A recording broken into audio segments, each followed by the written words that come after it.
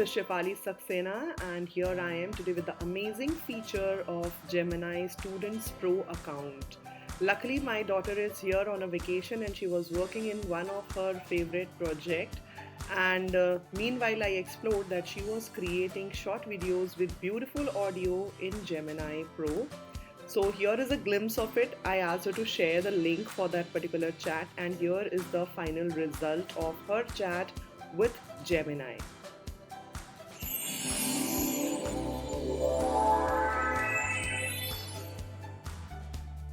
I hope you definitely liked it, right? But how we can do it in our basic account? That's not possible, definitely, but there is something we can do about the same thing. So I tried using my basic Gemini account and have uploaded an image, and then I asked to create an animation. So I need to go to the build feature of it and then gave a prompt as in add animation to it. So it has just added animation, though there was no sound, and here is the result. I need to click on this.